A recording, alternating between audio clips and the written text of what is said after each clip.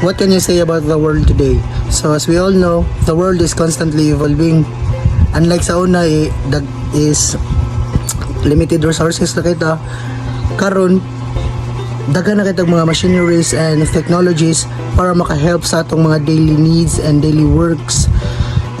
For example, sa una, if mubuhat ang mga household chores is need yung kitag mga physical strength nga para ato lang jud ma-complete ang atong mga buhaton.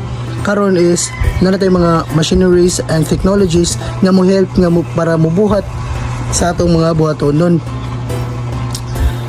What are the opportunities and risks does the world offer? So karon atong life is na-improve naman, no? Na-improve na siya.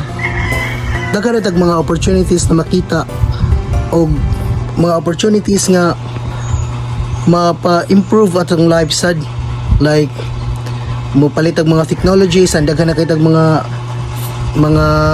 company nga mabuhat og mga product nga maka-help nato og mas dali, unlike sa una nga limited ra kaayo ang mga opportunities about jobs. Karon is daghan na kaayo, basta mga apply lang daw nga what. And the risk about it is nakadaghan ng opportunity, nakadaghan ng company, nakadaghan ng factory, is mas daghan sa mga polluted air nga ma-produce sa company or factory sa atong solar system. So it's just a matter of time nga if dili nila tarungon og dispose ilang waste is atong world kay ma-contaminated na jud siya and it could cause climate change. That's all.